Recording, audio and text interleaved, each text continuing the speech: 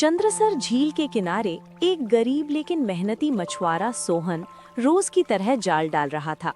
उसे क्या पता था कि आज उसकी किस्मत बदलने वाली है। अरे, आज तो सुबह से एक भी मछली हाथ नहीं लगी। हे भगवान, आज भी खाली हाथ घर गया तो क्या थोड़ी देर खाऊंगा? बाद अरे अरे, ये जाल इतना भारी कैसे हो गया? लगता है आज तो बड़ी मछली फंसी है। अरे वाह, ये क्या, इतनी चमक! हे मानव, मुझे छोड़ दो। अरे, मछली बोल रही है। तू कौन है? मैं कोई साधारण मछली नहीं, मैं जादुई सुनहरी मछली हूँ। अगर तुम मुझे छोड़ दोगे तो तुम्हें 3 भविष्य की गुप्त बातें बताऊंगी। अरे, मुझे भविष्य से क्या लेना देना? मुझे तो बस पेट भरने से मतलब है। तुझे बेचकर अच्छा पैसा मिलेगा। अगर मुझे पानी से बाहर ले गए तो मैं साधारण मछली बन जाऊंगी।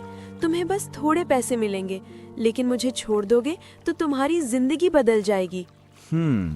अगर सच में कुछ बड़ा मिल गया तो ठीक है, बताओ क्या करना होगा। पहले तुम्हें मेरे 2 सवालों के जवाब देने होंगे। अगर जवाब सही हुआ तो ही मैं बताऊंगी। अरे, ये भी कोई बात हुई? चलो पूछो, मैं तैयार हूँ। बताओ, वो क्या है जो जितना भरते जाओ उतना हल्का होता जाता है? जितना भरे उतना हल्का? अरे, ये कैसी बात हुई? अरे हाँ, गुब्बारा।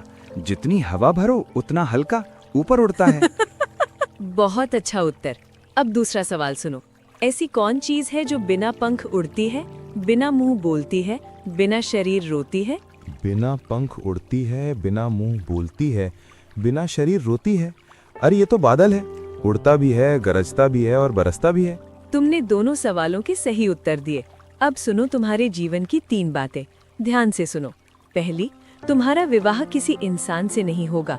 दूसरी, तुम्हारे बच्चे तुमसे दूर हो जाएंगे। तीसरी, एक आभूषण तुम्हारी जिंदगी बदल देगा। अरे, ये कैसी उल्टी सीधी बातें? जब इंसान से विवाह नहीं होगा तो बच्चे कैसे होंगे? और कोई आभूषण मेरी जिंदगी कैसे बदल देगा? समय आने पर सब समझ जाओगे। याद रखना, आज की मुलाकात तुम्हारा भाग्य बदल देगी। मुझे इन बातों पर विश्वास नहीं, लेकिन तूने मुझसे विनती की, जा मैं तुझे छोड़ देता हूँ। धन्यवाद सोहन, फिर मिलेंगे। सोहन ने उस बात को मजाक समझकर भुला दिया, लेकिन किस्मत की कहानी अभी शुरू हुई थी। कुछ दिन बीत गए। सोहन को सुनहरी मछली की बातें तो याद थीं, पर वो उन पर विश्वास नहीं करता था। एक दिन वो फिर उसी चंद्रसर झील के किनारे मछली पकड़ने पहुंचा। आज तो कुछ भी हो, मछली पकड़कर ही जाऊंगा। घर में खाने को भी कुछ नहीं बचा। अरे, ये क्या, इतना भारी? लगता है आज तो किस्मत खुल गई। रुको, मुझे चोट लग रही है। कृपया मुझे इस जाल से आजाद कर दो। अरे, ये कौन है? इंसान जैसी पर पानी? मैं इस झील की जल परी हूँ। मैं गलती से तुम्हारे जाल में फंस गई। तुम मुझे छोड़ दोगे? पहले भी एक जादुई मछली मिली थी। चलो, तुम्हें छोड़ देता हूँ। सोहन, तुमने मुझे जाल से मुक्त किया है। तुम बहुत दयालु इंसान हो। कल इसी समय आना, मैं तुम्हें बहुत सारी मछलियाँ दूंगी। सच? अब मुझे भूखा नहीं रहना पड़ेगा। मैं कल जरूर आऊंगा। सोहन घर तो लौट आया, पर उसके मन में मछलियों से ज्यादा जलपरी की छवि बस गई थी। न जाने क्यों उसकी आंखें, उसकी आवाज बार बार याद आ रही है। मुझे क्या हो रहा? जलपरी, मैं आ गया हूँ, बाहर आओ। तुम आ गए सोहन। बताओ, क्या चाहते हो? तुमने कहा था ना, तुम मुझे बहुत सारी मछलियाँ दोगी। अब मुझे मछलियाँ दो। सोहन, मैं अपने वचन से पीछे हट रही हूँ। क्या? लेकिन क्यों? मछलियाँ मेरा परिवार है। भला कोई अपने परिवार के साथ बुरा कैसे कर सकता है? मैं उन्हें दुख नहीं देना चाहती। मुझे क्षमा कर दो, लेकिन तुम्हारी दयालुता के बदले मैं तुम्हें एक जादुई वस्तु देना चाहती हूँ। ये जादुई शंख है। तुम इससे जो भी मांगोगे, ये तुम्हें देता रहेगा। जो भी मांगूंगा? हाँ, जो भी। हे जादुई शंख, मेरी इच्छा है कि मैं इस जलपरी से विवाह करूं। मैं इसे अपनी पत्नी के रूप में देखना चाहता हूं। ये तुमने क्या कर दिया सोहन? अब मैं जल की दुनिया से अलग हो गई। मैं क्या करता? कल रात भर मुझे नींद नहीं आई। मेरे मन में सिर्फ तुम्हारी ही यादें थीं। मुझे धन नहीं चाहिए, बस तुम्हारा साथ चाहिए।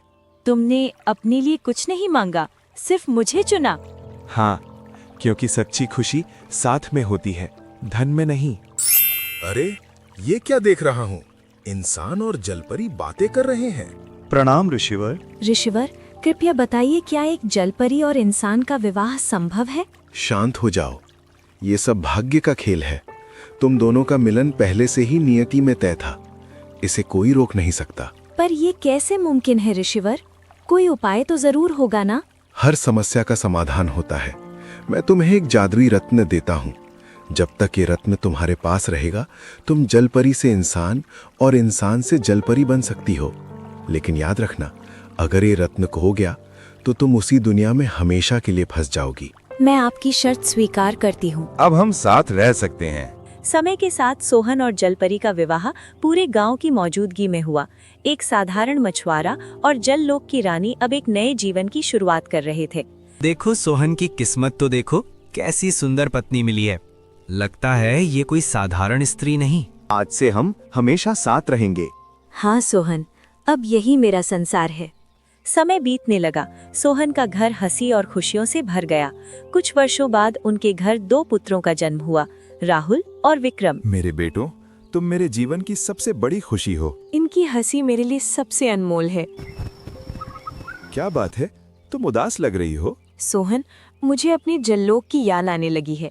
वो मेरा घर था, मेरा संसार। लेकिन अब तुम्हारा घर यही है, हमारा परिवार। मैं तुम सबसे प्रेम करती हूँ, लेकिन समुद्र की लहरें, मेरी दुनिया मुझे बुला रही हैं। ये वही जादुई रत्न है जिसे मैं जल्लोक जा सकती हूँ। क्या तुम हमें छोड़कर जाओगी? नहीं, मैं हमेशा के लिए नहीं जा रही, बस अपने लोक को देखने, अपने परिवार से मिलने। जल्दी वापस आना, तुम्हारे बिना ये घर सूना हो जाएगा। वचन देती हूँ। मेरे प्यारे बेटों, मैं जल्द लौटूंगी। सावधान रहना। जलपरी अपने जललोक लौट आई, लेकिन ये दूरी उनके जीवन में एक नए संघर्ष की शुरुआत थी। जलपरी अपने जललोक लौट तो आई, लेकिन उसका मन अब भी सोहन और अपने बच्चों के पास था। मुझे जल्द ही वापस जाना होगा। सोहन और मेरे बच्चे मेरा इंतजार कर रहे होंगे। बस इस रत्न की शक्ति से मैं अपने परिवार के पास लौट जाऊंगी। वो रत्न को किनारे पत्थर पर रखती है। रत्न की चमक देखकर एक पक्षी उसे भोजन समझ बैठा। अरे मेरा रत्न, रुको! वो रत्न ही मेरे लौटने का एकमात्र साधन है। पक्षी ऊंचा उड़ता है, रत्न चोंच से फिसलता है, पानी की तेज धारा रत्न को बहा ले जाती है। सब खत्म हो गया, अब मैं वापस कैसे जाऊंगी? वो झरने में खोजने की कोशिश करती है। कहीं तो होगा, मुझे मिलना ही चाहिए। बहुत खोजने के बाद भी रत्न कहीं नहीं मिला। अब मैं मानव लोक में वापस नहीं जा सकती। ना सोहन से मिल सकती हूँ, ना अपने बच्चों को देख सकती हूँ। हे भाग्य, ये कैसी परीक्षा है। आज भी वो वापस नहीं आई। पिताजी, माँ कब आएंगी? मुझे नहीं पता। भाग्य अपना खेल खेल चुका था। एक छोटी सी घटना ने पूरे परिवार को अलग कर दिया। समय बीतता गया, जलपरी कभी वापस नहीं लौटी। सोहन ने अकेले ही अपने दोनों पुत्रों को पालने का कठिन निर्णय लिया। राहुल, विक्रम, मैं काम पर जा रहा हूँ, तुम दोनों पढ़ाई करना। पिताजी, माँ कब आएंगी? वो बहुत दूर गई है बेटा, लेकिन एक दिन जरूर लौटेगी। सोहन ने माँ और पिता दोनों का कर्तव्य निभाया। उसने अपने बच्चों को कभी माँ की कमी महसूस नहीं होने दी। समय बीतता गया, बच्चे अब बड़े हो रहे थे। पिताजी ने हमारे लिए कितना त्याग किया है, लेकिन हमारे मन में हमेशा एक सवाल रहा, हमारी माँ आखिर कहाँ है? पिताजी, आज हमें सच बताइए, माँ हमें छोड़कर क्यों गई? तुम्हारी माँ साधारण स्त्री नहीं थी, वो जललोक की जलपरी थी। जलपरी? तो वो अब कहाँ है? वो अपने लोक गई थी, लेकिन वो वापस नहीं आ सकी। तो क्या वो आज भी हमारी प्रतीक्षा कर रही होगी? हाँ, शायद। भैया, हमें माँ को ढूंढना चाहिए। हाँ, हम उन्हें वापस लेकर आएंगे। पिताजी, हमें अनुमति दीजिए, हम माँ को खोजने जाएंगे। ये मार्ग आसान नहीं है। समुद्र, जंगल, अनजाने खतरे। आपने हमें साहस सिखाया है, अब हमें अपना कर्तव्य निभाने दीजिए। जाओ, लेकिन सावधान रहना और अपनी माँ को जरूर वापस लाना। माँ के प्रेम ने उन्हें यात्रा पर निकलने की शक्ति दी। उनकी ये खोज आगे चलकर उनके जीवन की सबसे बड़ी परीक्षा बनने वाली थी। हे ईश्वर, मेरे बच्चों की रक्षा करना। राहुल और विक्रम जंगल में चलते गए और एक झील के पास जाकर पहुंच गए। यही वो झील है जिसके बारे में पिताजी ने बताया था। यहीं से हमारी माँ की कहानी शुरू हुई थी और शायद यहीं से हमारी खोज भी पूरी होगी। भैया, न जाने क्यों इस जगह पर आते ही मन बेचैन हो रहा है। ऐसा लगता है जैसे कोई हमें देख रहा हो, जैसे इस जल में कोई रहस्य छुपा है। हो सकता है ये वही स्थान है जहां भाग्य ने हमारे माता पिता को मिलाया था। आज शायद वही भाग्य हमें भी सच के करीब ले जाएगा। हे जल की देवी, यदि कोई इस जल में निवास करता है तो कृपया हमारे सामने प्रकट होइए। हम किसी को हानि पहुंचाने नहीं आए हैं, हम केवल अपनी माँ की खोज में भटकते हुए यहाँ पहुँचे हैं। कौन हो तुम दोनों और इस पवित्र जल को क्यों पुकार रहे हो? भैया देखो, ये तो सच में जल कन्या है। हे देवी, हम दूर से आए यात्री हैं। हम अपनी माँ की खोज कर रहे हैं जो वर्षों पहले हमसे बिछुड़ गईं। हमारी माँ जललोक की रहने वाली थीं। वो एक दिन अपने लोक लौट गईं, लेकिन फिर कभी वापस नहीं आईं। हमारे पिताजी कहते हैं उनका जादुई रत्न खो गया था, तब से हम उन्हें खोज रहे हैं। ये मेरे ही पुत्र हैं। समय ने इन्हें कितना बड़ा कर दिया। जल कन्या की आंखें नम हो जाती हैं। वो भावनाओं को रोकती है। यदि तुम्हारी खोज सच्ची है तो तुम्हें कठिन परीक्षाओं से गुजरना होगा। सिर्फ प्रेम ही नहीं, धैर्य और साहस भी चाहिए। हम हर परीक्षा देने को तैयार हैं, बस हमें मार्ग दिखाइए। हमने बचपन से माँ के बिना जीवन जिया है, अब बिना सच जाने वापस नहीं जाएंगे। तुम दोनों के शब्दों में सच्चाई है, लेकिन इस रहस्य का उत्तर मेरे पास नहीं है। तो फिर हम क्या करें? हम किससे सहायता मांगे? एक महान ऋषि है जिनका ज्ञान तीनों लोकों में प्रसिद्ध है। वे तुम्हें तुम्हारी खोज का मार्ग दिखा सकते हैं। कौन है वे? हम उनसे कहाँ मिल सकते हैं? ऋषि वशिष्ठ।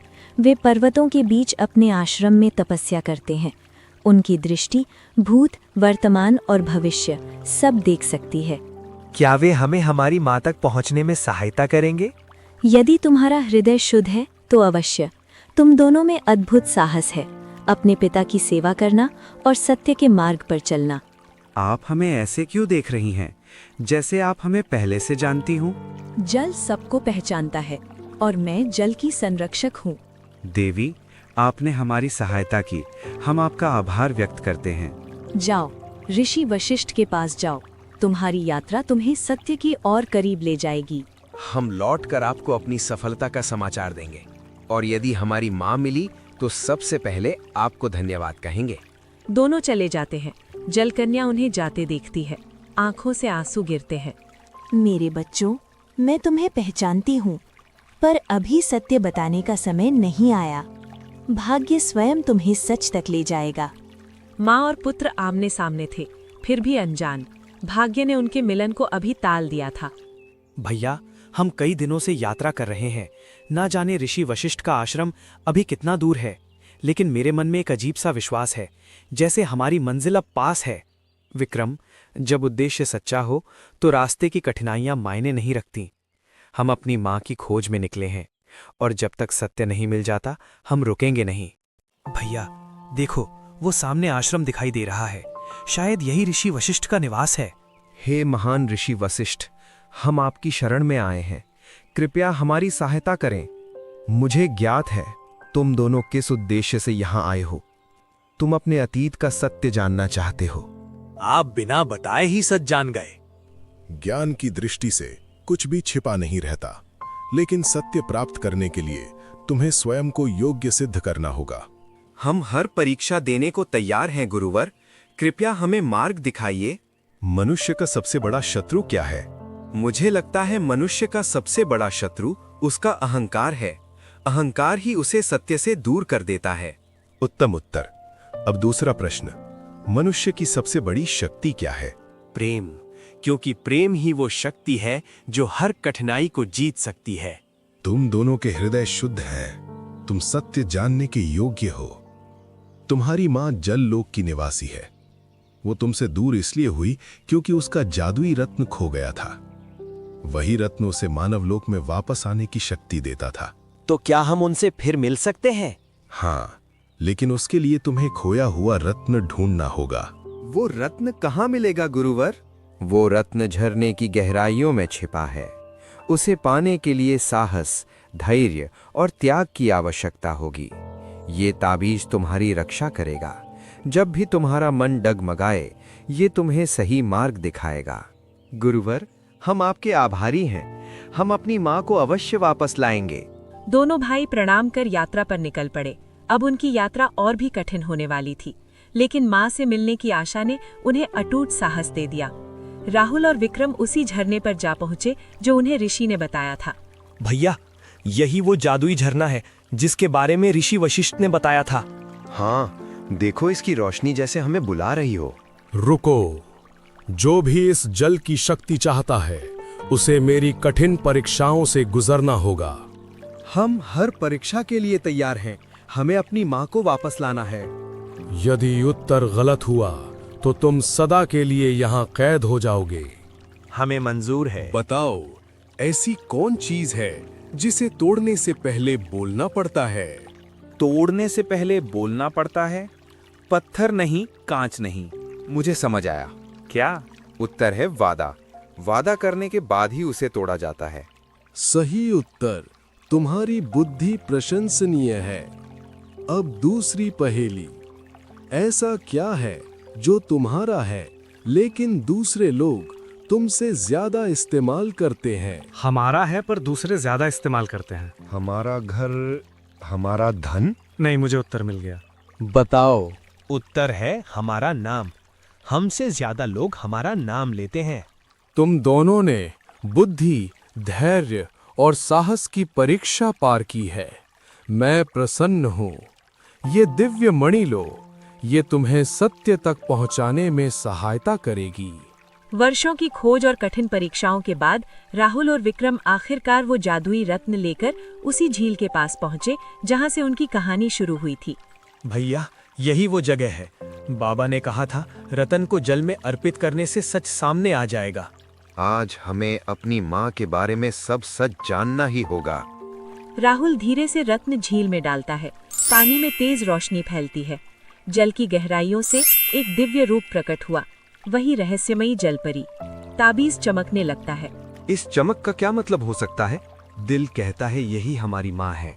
मेरे बच्चों, अब मैं तुमसे सच नहीं छुपा सकती। तो आप ही हमारी माँ हो?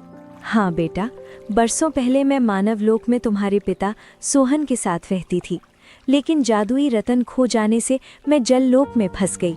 मैं चाहकर भी वापस नहीं आ सकी। हर पल तुम सबकी याद मुझे सताती रही। ताबीज तुम्हें मेरे पास लाने के लिए दिया गया था।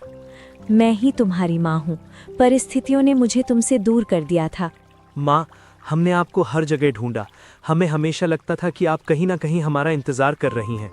राहुल, विक्रम, अपने बच्चों की खोज में भटकते हुए सोहन भी उसी झील तक पहुंच गया था। ये कैसे संभव है?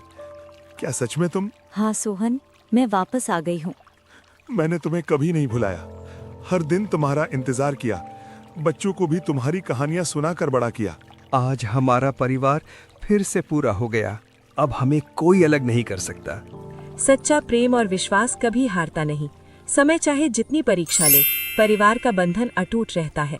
आज से हम सब साथ रहेंगे, चाहे जल लोक हो या मानव लोक। वर्षों का इंतजार समाप्त हुआ।